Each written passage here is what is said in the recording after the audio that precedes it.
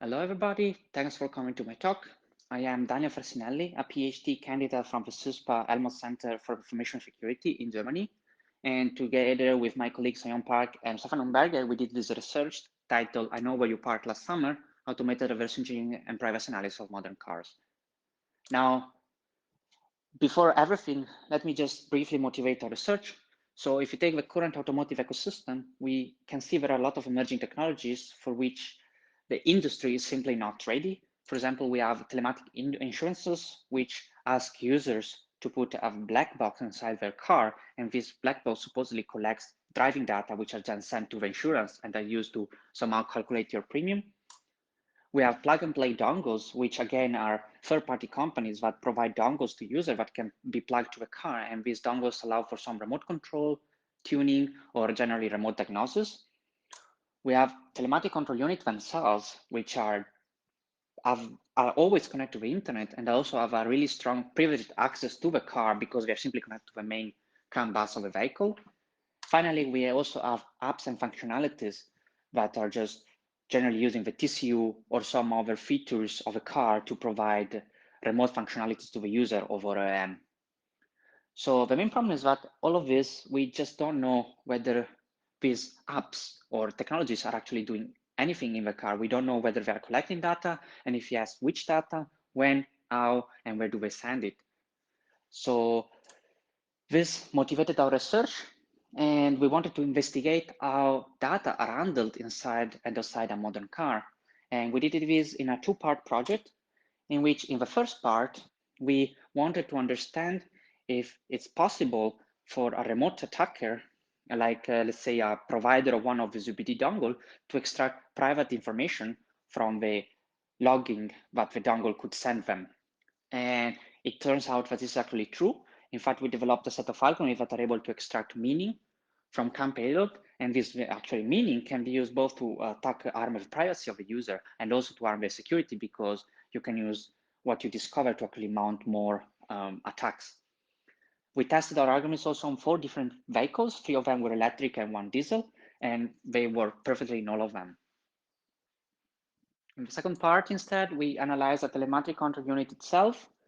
We took one from a Renault Zoe 2015, and we wanted to see, since now we knew we had our argument to reverse engineer the CAN payload, we wanted to see whether the TCU was actually interacting with these payloads and somehow sending some data to the OEM.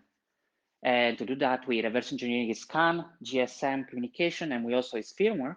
And we actually found out that the TCU is indeed harming user privacy because it's uploading stuff to the maker, but it's also not really good for security because it had a lot of vulnerabilities. So to the first part of our talk, the automated reverse engineering of CAN traffic. Now we need reverse engineering because although CAN is a public standard, the payload the various ACUs transmit are intellectual property, which means if you log a CAN frame and you try to analyze it, you will just see bits. You just have no idea on how to interpret the fields. So the point of our algorithm was to first apply a step of segmentation in order to determine the boundaries and types of a various field within the frame, then to apply a correlation step in order to determine how these fields are correlated between each other. And this really helps also for the labeling. And we wanted to do this without having any sort of previous knowledge about the vehicle. So we're assuming an attacker which simply doesn't know anything. We also didn't want to use any OBD access because OBD is visible, first of all, and also is very unreliable, especially for electric vehicles as it's not required. And finally, we also didn't want to have any active communication at all. So no replay attack or anything to see how ACUs react, again, because it's very visible and actually quite dangerous. So now to our algorithm. As a first step, we have to collect data. So we developed a logger and asked participants to plug into their car. And this device logged various weeks of traffic from 4 different cars. 3 of them were electric and 1 was a fuel. And out of those data, we also manually reverse engineered more than 250 signals that we use then as a ground truth to somehow obviously evaluate our algorithm.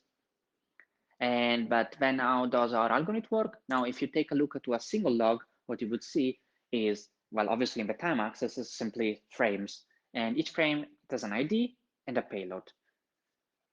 So because of how CAN work, to each frame ID correspond a specific payload encoding, and that payload encoding is fixed simply because this frame ID is fixed over the lifetime of the vehicle.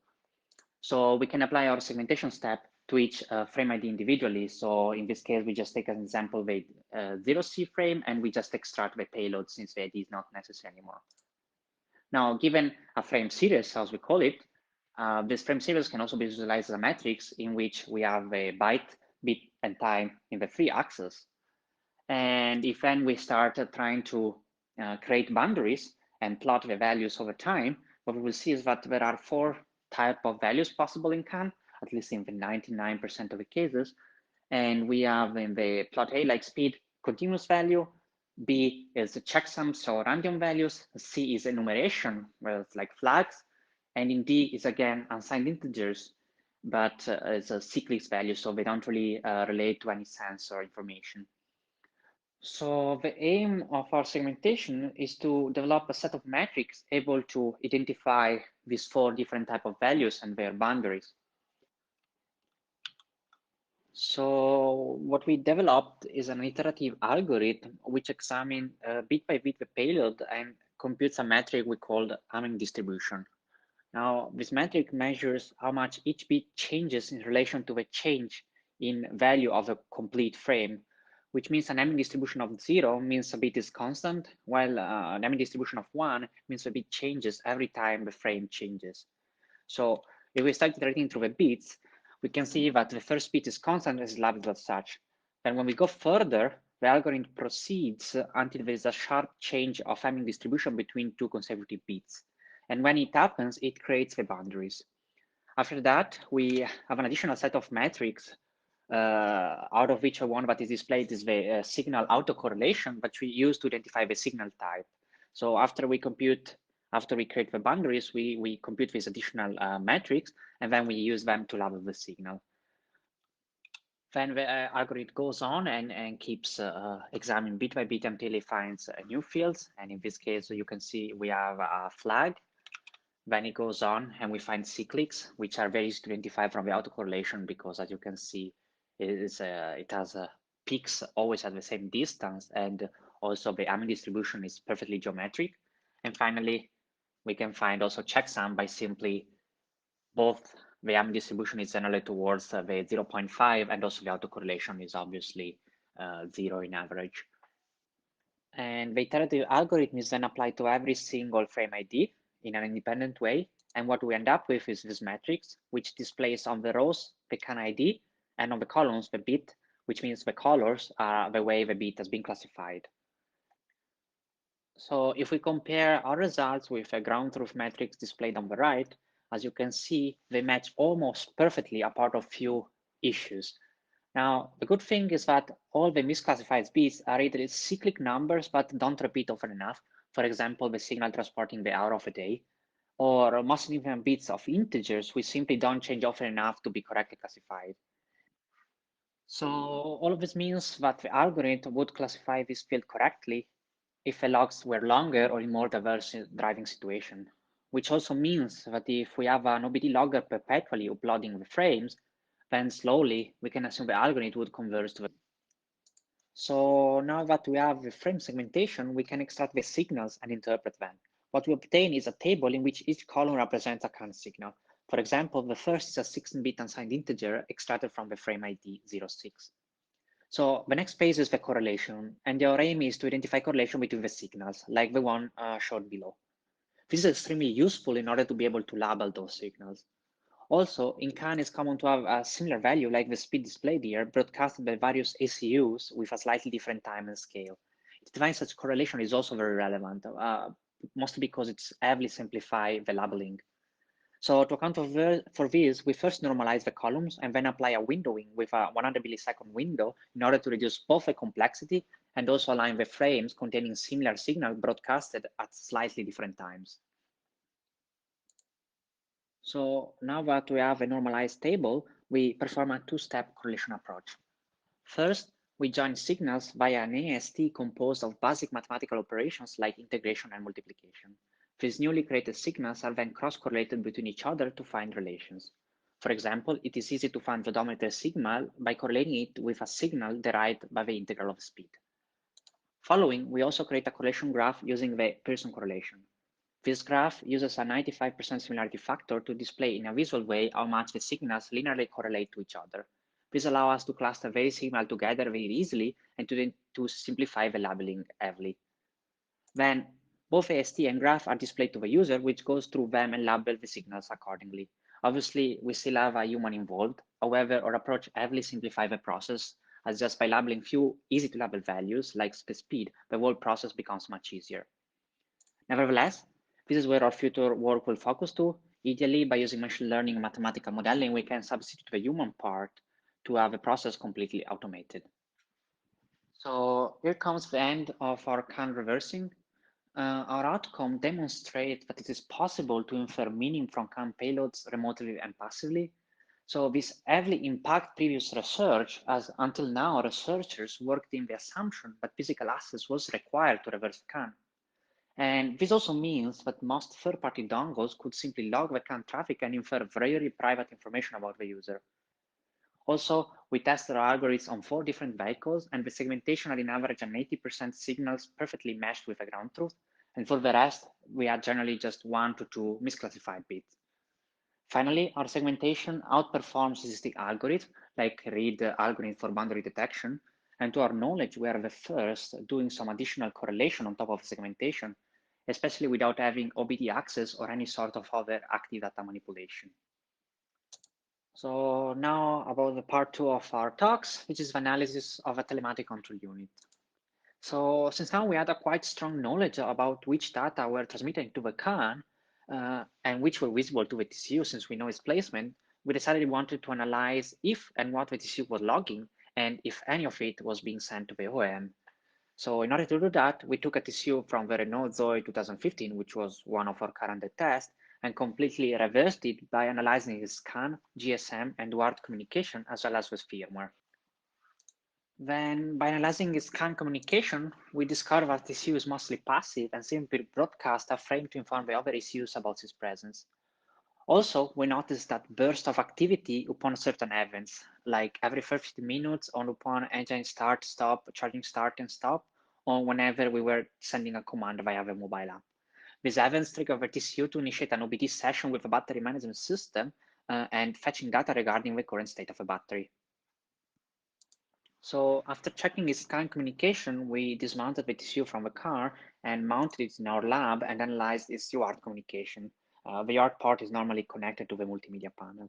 So what we discovered is that the TCU supports standard AT commands as well as Renault specific ones. But these Renault commands, we just discovered it after inspecting the firmware, so we didn't use them now. And also the TCU prints a lot of debug text to this UART, which is generally to inform a multimedia panel, we guess maybe for logging about its state.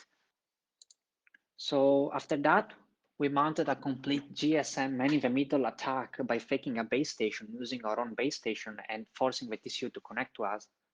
By doing that, we were able to route all the HTTP web traffic going through the TCU via our base station. So what we discovered is that the TCU has 3 traffic flows. 2 were generated by the multimedia panel towards Atos, an IT service provider, and TomTom, while the last one was generated by the TCU itself and was targeting a Renault server. Now, this last flow caught our interest because it matched perfectly with the connectivity of the TCU, which likely meant that the TCU was fetching some data before sending it to the server. So the problem is that this flow was also protected by SL2 certificate, so we couldn't really sniff on it. However, we also understood that it was always initialized by the TCU, which also meant that all the remote commands you actually issue via your phone are not delivered via HTTP, but via SMS. So since we couldn't do much more, we decided to disassemble the TCU. By uncovering it, we discovered that the main chip is an ARM-based AirPrime made by Serla Wireless. Now, this board also comes with OpenAT, an operating system for M2M application developed and distributed again by Serra Wireless. The good thing is that it also ships with an IDE as a plugin for Eclipse, and this allowed us to reverse engineer it to understand how it talked to the board. Obviously, we found a vulnerability and we were able to dump the whole firmware and RAM at runtime. So I don't plan to go through the firmware disassembly part for lack of time, and I will just go directly to our discoveries. So What we discovered was quite alarming. First of all, VTCU supports a huge set of hidden services, which allows it to both track and control the car. Worse, all of this can be stealthy enabled, disabled, or configured by Renault without the user noticing. Also, by default, VTCU is tracking the car every 50 minutes or whenever the engine is turned on, off, or the battery is charged or not. However, we also found out that VTCU can, one, sniff on arbitrary frames via the probe services, two, remotely control the door, engine, horn, and light of a car. Also, VTCU can remotely disable the battery. This was a threat from Renault if you stop paying the battery lease. At least it's nice to know that it was not fake. And also, VTCU can trigger transmission whenever you go outside a certain GPS position, above a certain speed, or are driving at a certain time. Also, all trigger transmissions uniquely identify the car, its current state, and GPS position.